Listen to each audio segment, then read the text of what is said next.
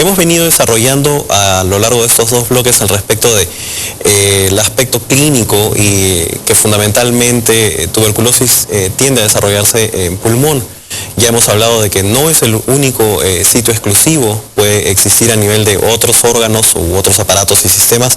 Ahora, el paciente que ya pasó por una consulta, paciente sintomático respiratorio, tos por más de 15 días, de repente un poco de sudoración nocturna, baja de peso, expectoración, fue a consultorio y fue examinado. Posteriormente a este algoritmo, ¿qué es lo que se debe de continuar en el estudio de un paciente con sospecha de tuberculosis? Que ya se le pidió BKAS, ¿no? Y una radiografía de tórax. La radiografía de tórax es fundamental para el diagnóstico de tuberculosis pulmonar. A propósito del caso, tenemos unas radiografías que quería mostrar y que el doctor Díaz podría explicar.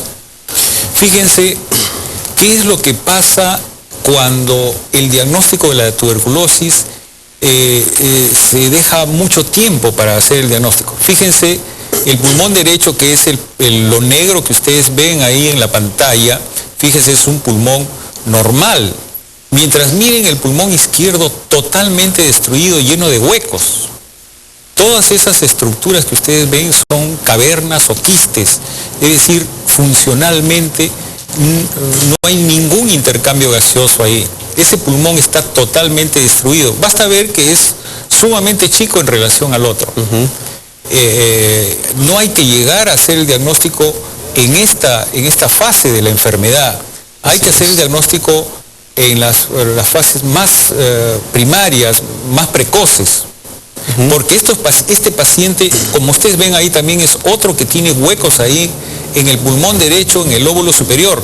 Estos pacientes, cuando tienen caverna, tienen millones de micobacterios y que son los que van a contagiar, los hacen más contaminantes. Así es.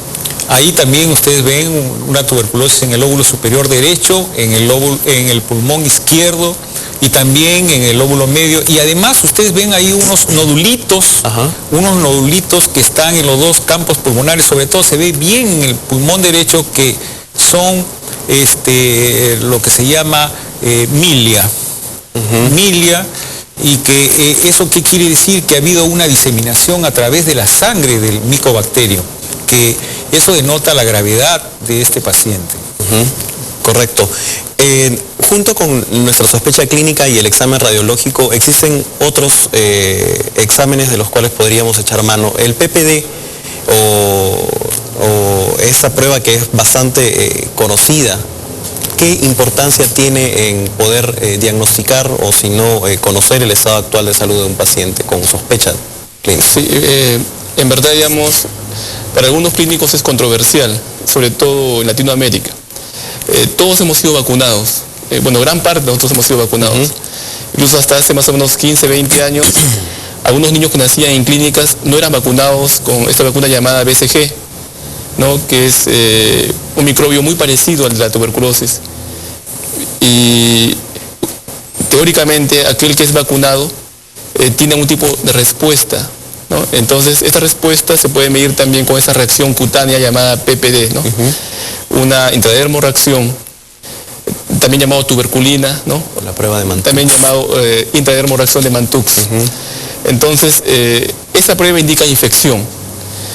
Puede ser el diagnóstico de personas que están en riesgo. Nosotros como médicos estamos en riesgo, ya el doctor lo ha mencionado, ¿no? En un hospital estamos sometidos a constante, de repente, contacto con pacientes tuberculosos y teóricamente estamos todos infectados.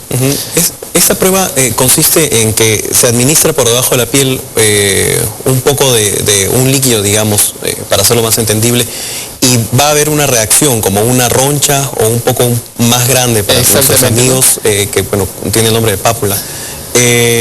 En personas que no sucede esto, les ponen, le hacen esa prueba de PPD y no sucede una roncha. ¿Qué significado puede tener esto? O sea, puede tener dos significados. Por eso decía que era importante saber el antecedente.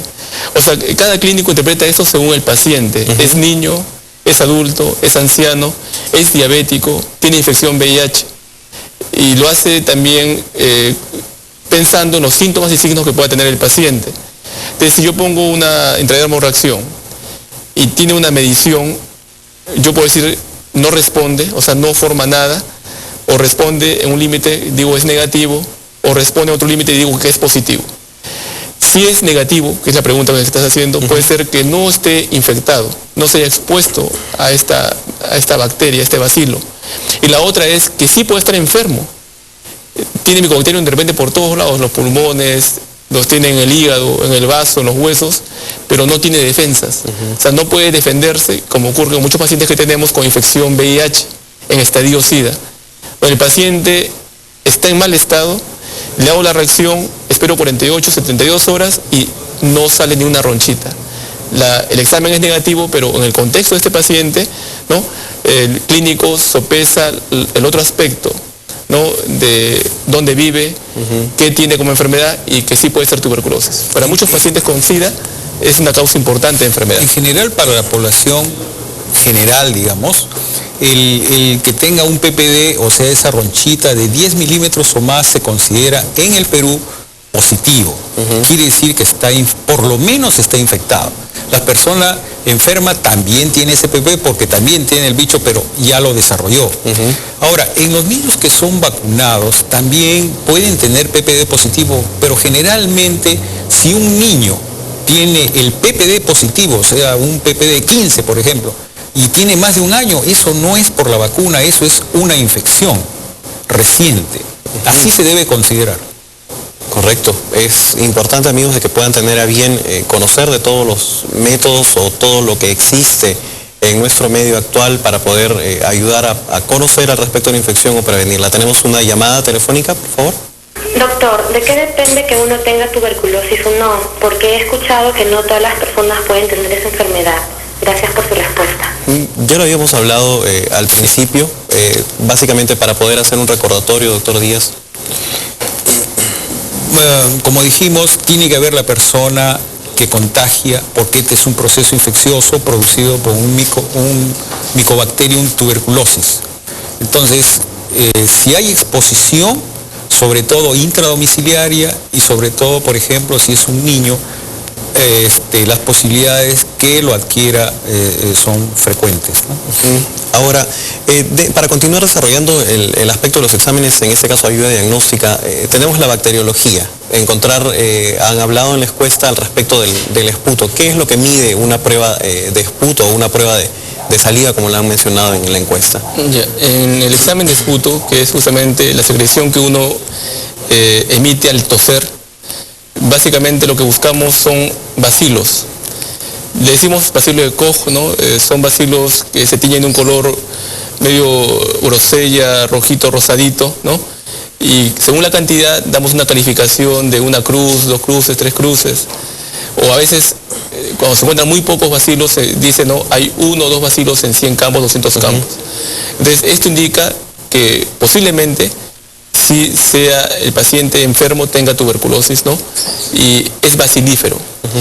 Hay pacientes que tienen tuberculosis y no encontramos nada en el examen de esputo, porque va a depender mucho que sea bacilífero o no, en cuanto el lugar de infección, ¿no?, tenga acceso a un bronquio, ¿no?, una cavernita, un huequito, y salga. En las grandes cavernas salen, ¿no?, miles de bacterias. Ese es un examen bastante frecuente, muy común, pero que debe hacerse en lugares que tengan experiencia y donde el técnico también no sea hábil en mirar las láminas. Así es. En verdad, todo examen tiene su sensibilidad y especificidad. El siguiente paso, ¿no?, tanto en los pacientes en los que salen negativos, es hacer otras pruebas, como el doctor ha dicho, ¿no? Una placa de pulmones ayuda bastante en ojos expertos, los neumólogos. También hacemos los cultivos. Pacientes que usualmente tienen baciloscopía negativa pasan de inmediato a cultivo. Hay varios tipos de cultivo, hay varias técnicas para aislamiento, donde según la técnica que se emplee demora una cantidad de días, puede demorar hasta 2 meses que salga un resultado, y se da justamente la prueba también de sensibilidad.